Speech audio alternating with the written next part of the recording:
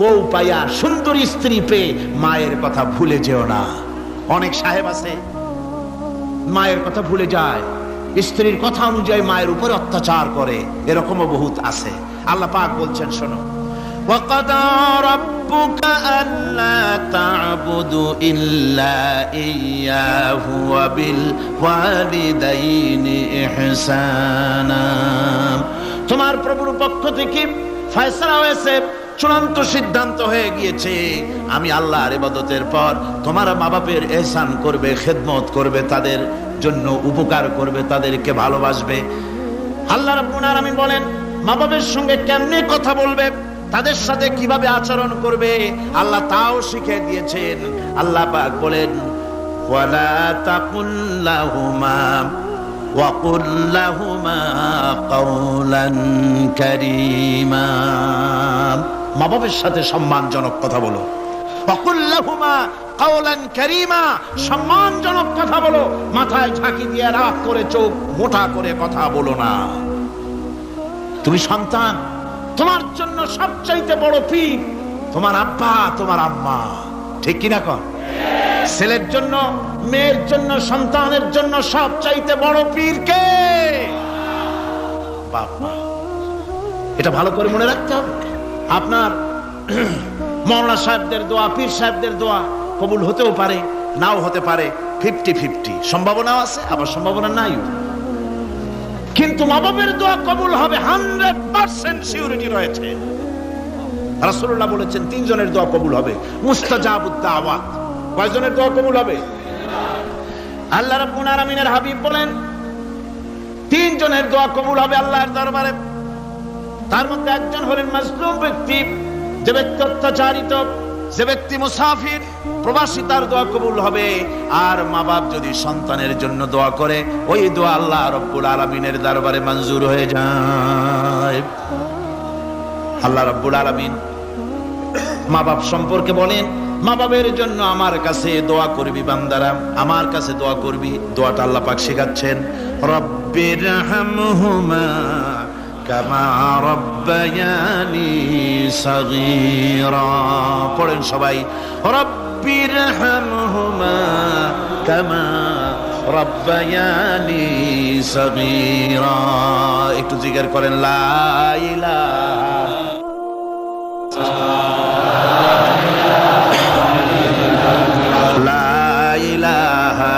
ইল্লাল্লাহ, লা ইলাহা ইল্লাল্লাহ, লা ইলাহা ইল্লাল্লাহ, লা ইলাহা ইল্লাল্লাহ মুহাম্মাদুর রাসূলুল্লাহ। আমার ভাইরা, আল্লাহ পাক শিখাচ্ছেন, বান্দা তোর মা বাপের জন্য আমার কাছে দোয়া কর। আল্লাহ রব, আয় আমার প্রভু, আমার মা বাপ যেমন ছোটবেলায় আমাকে স্নেহের কোলে লালন পালন করেছে, আয় আমার আল্লাহ তুমি আমার মা বাপকে তোমার রহমতের কোলে লালন পালন করো। আল্লাহ শিখাই দিয়েছেন। আমার ভাইরা, প্রত্যেক নামাজের পরে এই দোয়াটা ভুলে যাবেন না। ভুলে যাবেন? ভুলে যাবেন? আমার ভাইরা, আমার বোনেরা, সবাই প্রত্যেক নামাজের পরে পড়বেন, রব্বিরহামহুমা কামা রব্বায়ানি সাগীরা। এই দোয়া করতে কেউ ভুলে যাবেন না। আল্লাহ রাব্বুল আলামিন বলে, বান্দারে وَوَصَّيْنَا الْإِنسَانَ بِوَالِدَيْهِ إِحْسَانًا حَمَلَتْهُ أُمُّهُ كُرْهًا وَوَضَعَتْهُ كُرْهًا। আল্লাহ পাক বলেন, আমি পৃথিবীর সমস্ত মানব মণ্ডলীকে উপদেশ দিয়েছি, মা বাপকে সম্মান করো, শ্রদ্ধা করো, তাদের উপকার করো। তার কারণ হলো তোমার মা তোমাকে গর্ভে ধারণ করেছে অত্যন্ত কষ্টের সাথে। আল্লাহ বলতেছেন, মা তোমাকে গর্ভধারণ করেছে অত্যন্ত কষ্টের সাথে, এরপরে তোমাকে ডেলিভারি করেছেন অত্যন্ত কষ্টের সাথে, তোমাকে ডেলিভারি করেছেন। গভীর রাত্রে মানুষ সব ঘুমিয়ে যায়, গর্ভবতী মা ঘুমাতে পারে না, সন্তান পেটের ভিতরে হাঁটু দিয়া গুতা মেরেছে, পা দিয়া লাথি মেরেছে। মা চরম শীতের রাত্রে, প্রচন্ড শীতের রাতে গায়ের লেপটা সরায় দিয়া মা একবার দাঁড়ায়, আর একবার বসে, একবার দেওয়ালের সাথে হেলান দিয়া দাঁড়ায়, কষ্ট করে রাতটারে কাটায় দেয়। আবার সারাদিন সংসারের জন্য কাজ করেছেন, রান্না বান্না করেছেন মা, সকলকে খাওয়াইয়া মা শেষের দিকে খেতে গেছেন। যখন নিজে খেতে গেলেন, খাবারের ক্ষুধা নিয়ে পেট ক্ষুধা নিয়ে খেতে বসেছেন, পেটের ভিতরে সন্তান লাথি মেরেছে, পেটের মধ্যে ঘুষা মেরেছে, হাঁটু দিয়া গুতা মেরেছে, ভরা পেটে পেটের ভিতরে সন্তান গুতা মারলো হাঁটু দিয়া মাথা দিয়া। মা ক্ষুধা রয়েছে, পেটে খেতে পারলেন না, বেদনা শুরু হয়েছে। খাবারের থালাটা ঠেলে দিয়ে মা দাঁড়ালেন, বসলেন, চোখের পানি ফেললেন। এভাবে করে মা একটা দুইটা দিন নয়, 10টি মাস পর্যন্ত সন্তানটাকে পেটের মধ্যে নিয়ে, একটা জীবিত মানুষ আর একটা জীবিত সন্তান পেটের মধ্যে নিয়ে নড়াচড়া করছেন, চলাফেরা করছেন।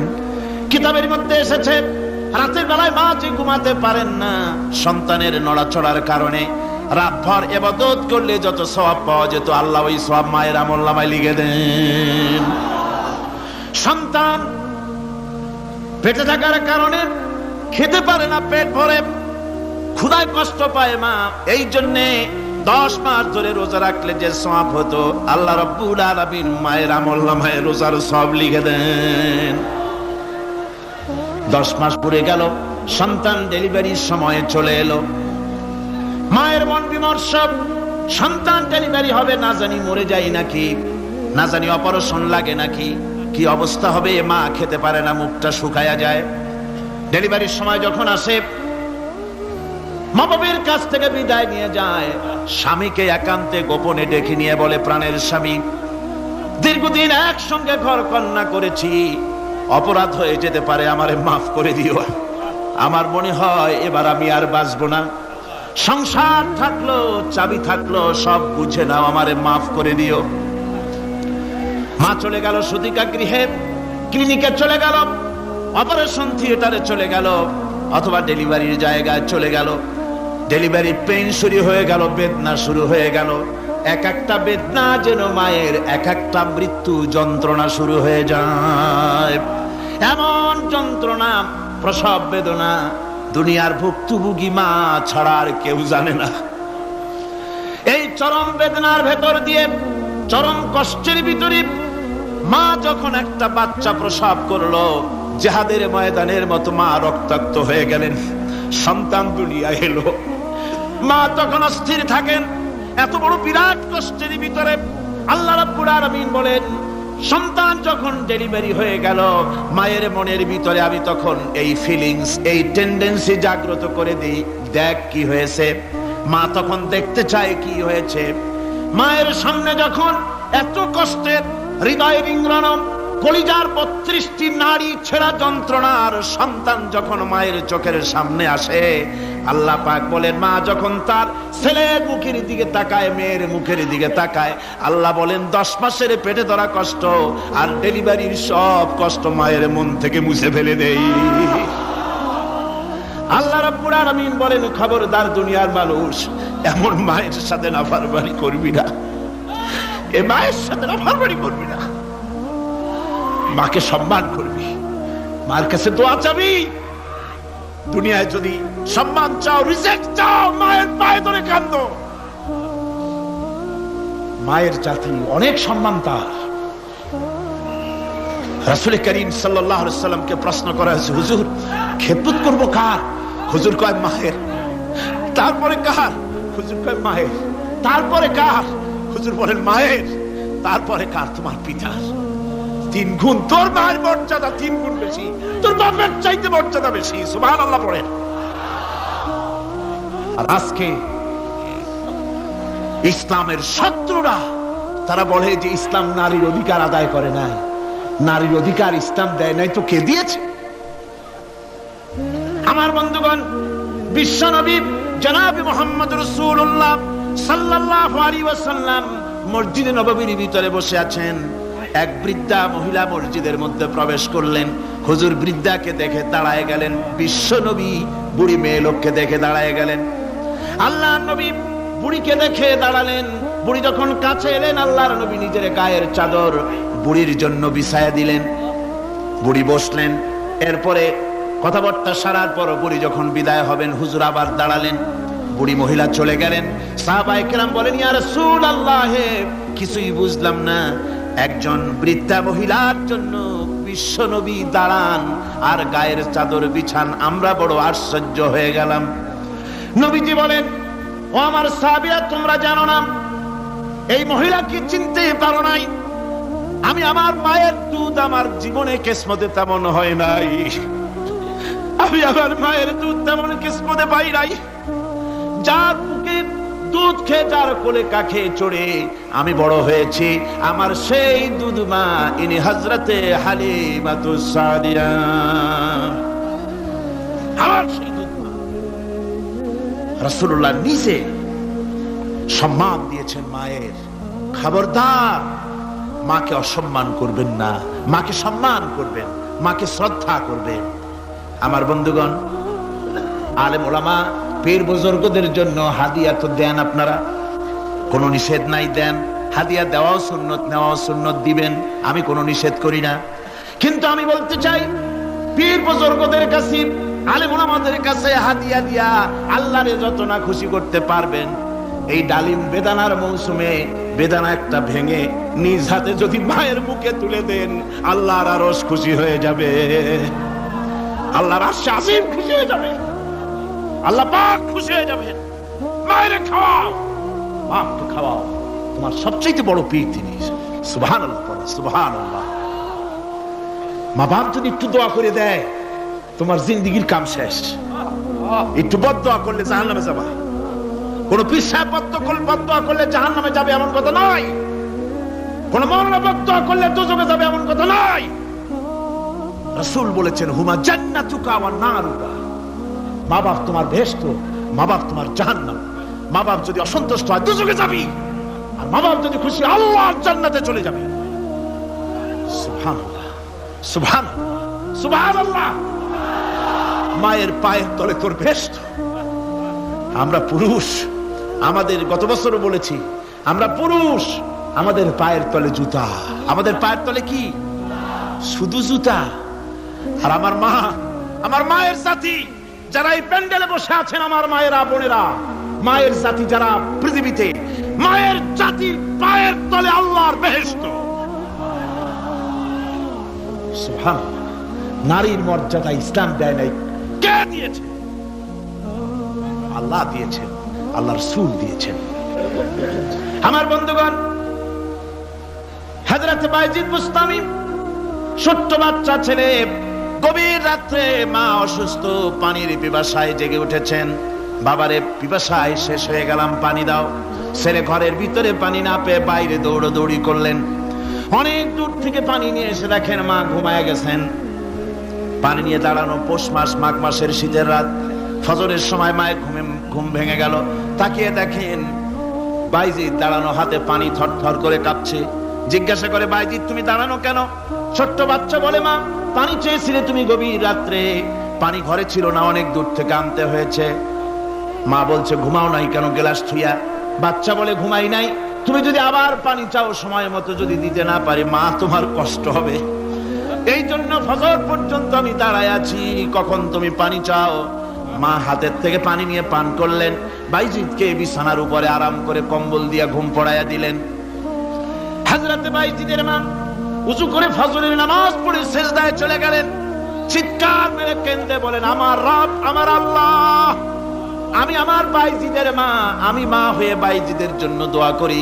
বাইজিদ আমার জন্য আজকে যা করেছে, আমি মা, আমার কলিজা ঠান্ডা হয়ে গেছে।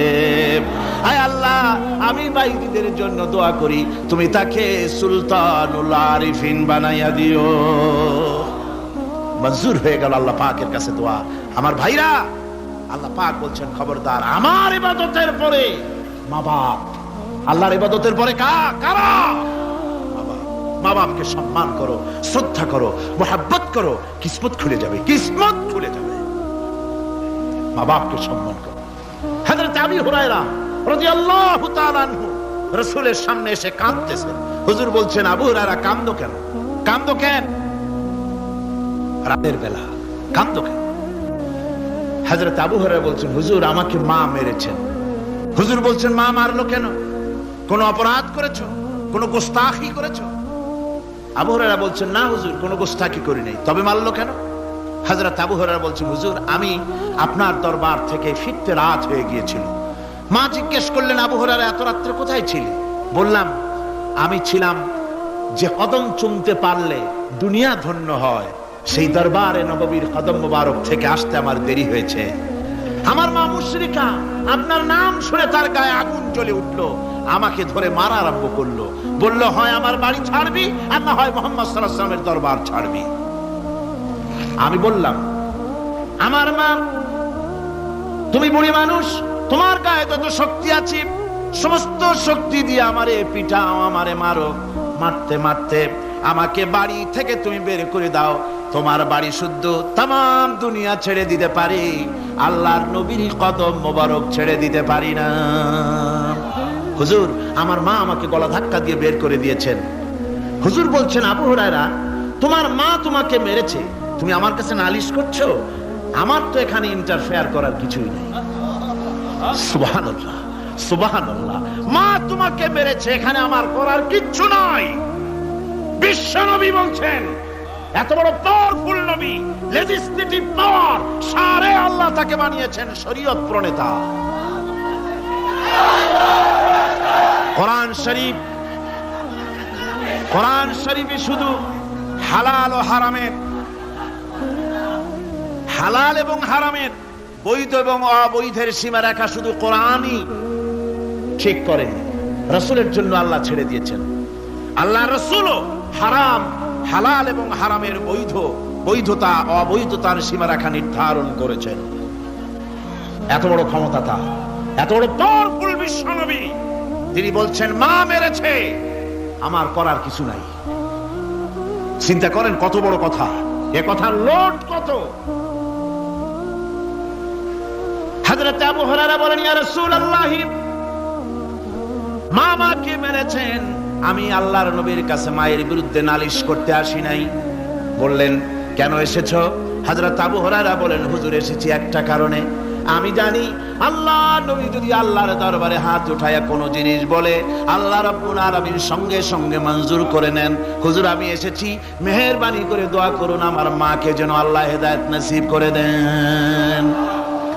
আল্লাহর নবী হাত উঁচু করে বললেন, আল্লাহুম্মা হিদি উম্মা আবি হুরায়রা, আয় আল্লাহ, আমি দোয়া করি আবু হুরায়রার মাকে তুমি হেদায়েত নসিব করে দাও।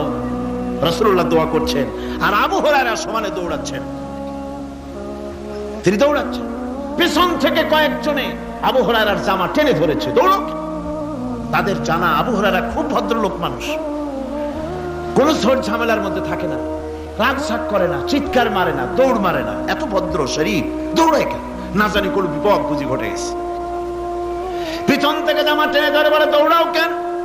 হযরত আবু হুরায়রা জামা সাহাবীর হাত থেকে ছিনায় নিয়ে বলেন, জামা ছেড়ে দাও, আমাকে দৌড়াতে দাও। আমি দৌড়াইয়া বাড়ি যে দেখতে চাই, আমি দৌড়াইয়া আগে আমার বাড়ি পৌঁছতে পারলাম না, আমি যাওয়ার আগে আমার আল্লাহর নবীর দোয়া আমার বাড়ি পৌঁছে গেছে,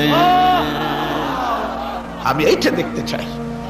হযরত আবু হুরায়রা বাড়িতে গিয়ে দরজা নক করলেন, ভেতর থেকে আওয়াজ এলো, কে? হযরত আবু হুরায়রা বলেন, মা, আমি তোমার আবু হুরায়রা ফিরে এসেছি। মা বলছেন, বাবা অপেক্ষা করো, দরজা খুলতেছি। হযরত আবু হুরায়রা বলেন, মায়ের গলার আওয়াজের ভিতরে শিরকিয়াতের কর্কশতা পেলাম না, মায়ের গলার আওয়াজের ভিতরে তাওহীদের গন্ধ পেলাম। আমার মনে হলো নবীজির নিক্ষিপ্ত তীর তার নিশানায় পৌঁছে গেছে। কিছুক্ষণ পর মা আমার বেরিয়ে এলেন, মাথা থেকে চুলের থেকে, বুড়ি মানুষ, সাদা চুলের ভিতর থেকে পানি পড়তেছে। মা বলল, বাবারে, তোমারে মারার পর আমি বড় অনুতপ্ত হয়েছি, অনুশোচনা করেছি, আমি গোসল করেছি, মনে মনে ভাবলাম আমার ছেলে তো কোনো খারাপ জায়গায় যায় নাই, কেন তারে মারলাম? আমি বড় লজ্জায় পড়েছি তোমারে মেরে। ও আমার আবু হুরায়রা, আমি গোসল করেছি, পবিত্র হয়ে গেছি, জলদি করে আমাকে নিয়ে চলো বিশ্ব নবী জনাবে মুহাম্মদুর রাসূলুল্লাহর দরবারে।